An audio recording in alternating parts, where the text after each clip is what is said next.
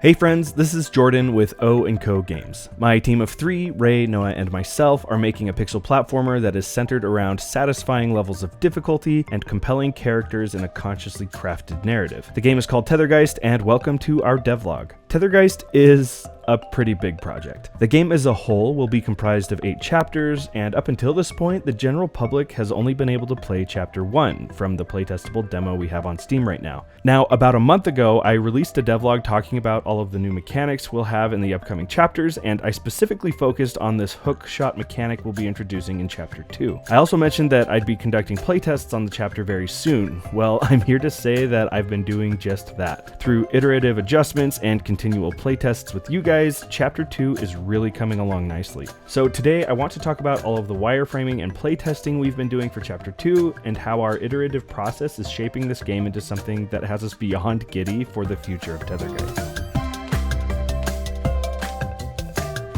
So over the past month or so, I've been hard at work making the wireframes for Chapter 2. I created 10 rooms with several obstacles, all built around this new hookshot mechanic. For those of you who missed the last devlog where I talked about Chapter 2, the mechanics are relatively simple. Using these mushrooms as fuel, our main character May can either pull herself to these purple jellyfish or push herself away from these red ones, much like the push and pull mechanics found in Brandon Sanderson's Mistborn novels. Some of the jellies move, and there's a billiard-like timing challenge here for players to test their skills as they navigate through the various obstacles I've created in this chapter, which I should note only account for part 1 of chapter 2, which will consist of 3 parts. At any rate, with my first pass at the wireframes for this part of chapter 2 ready, I sent out a playtest sign-up form on our Discord server, and within just a couple of hours, I had a huge list of people who would be willing to playtest chapter 2, which honestly is just a dream come true for an indie game designer. Over the past couple of weeks, I've started reaching out to the folks on this list, and as of the date of this video, I've playtested with over 10 people from our community, not to mention all of the people I've had test the chapter in person. Now, I should point out that if you signed up for playtesting and you're watching this video wondering why I haven't contacted you yet, don't worry too much. I'm literally just working down the list top to bottom. I haven't forgotten you. Noah and Ray have also been testing these wireframes with tons of people these last couple of weeks, so we've honestly got a pretty solid sample size. Anyway, with that list in hand, I set up a channel for voice chat in our Discord server and DM'd people on the list to schedule 30-minute playtesting sessions. It's honestly been kind of wild being able to talk with people over voice chat who, up until this point, I've only associated with via words on a screen. In each session, I asked the tester to share their screen and think aloud as they played through the wireframes of Chapter 2. One key ingredient in playtesting is making sure the user knows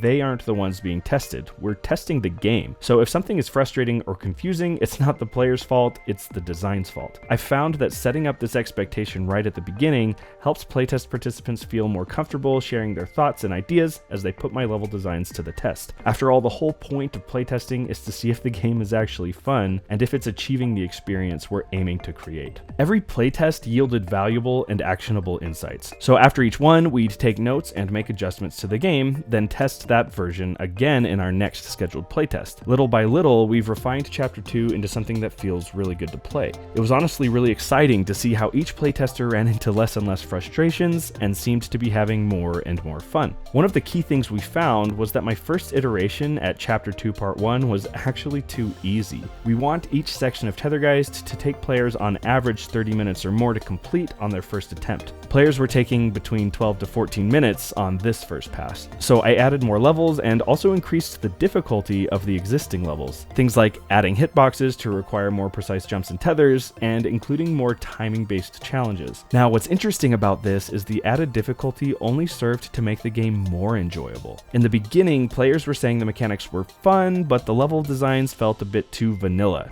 Too easy. With the added difficulty, players were more inclined to say the levels were actually fun, and they felt more satisfaction when completing them. With the added difficulty and the extra length, players were taking closer to 30 to 40 minutes to complete Chapter 2 Part 1, and those minutes were more exciting than the short 12 minutes we were providing initially. Another element I've added throughout our playtesting is, of course, our hidden collectibles, the red Atropa blossoms. Some are in secret rooms, while others are in plain sight on the main path, but require completing the level in a more challenging way. It's been really fun watching playtesters find these blossoms and exhibit that relentless attitude of having to get them before they move on. I've honestly designed the levels so you can complete the chapter without collecting them, but I think the added challenge brings an exciting new facet to the designs of this chapter. Not to mention, the red Atropa blossoms kind of matter to the progression of the story. Beyond that, I've also been refining the mechanics, camera logic, and even the tutorial section of chapter 2 as a result of what we've found in our playtests. It's actually pretty hard to capture all of the small details we've changed and the fine-tuning we continue to do as we constantly test our ideas, at least in a devlog like this one. Chapter 2 Part 1 in particular is starting to feel really polished from a gameplay standpoint, so we're getting really close to implementing the artwork for it, which I've got to say is looking absolutely stunning. Noah and Ray always do an incredible job bringing Tethergist to life with their sincere passion and extreme talent for artwork and storytelling. Seriously, I'm so stinking excited to show you what we have in the works. Anyway, that will about wrap things up for now. If this is a project you're interested in following, consider subscribing to our channel here on YouTube to stay in the loop on our progress. We would also be honored to have you head over to Steam and wishlist Tethergist. You can also give our free playtestable build a whirl while you're at it. Beyond that, you can join our Discord server where we recruit playtesters and just have a good time hanging out and chatting about game development. All of the links you'll need are in the description below.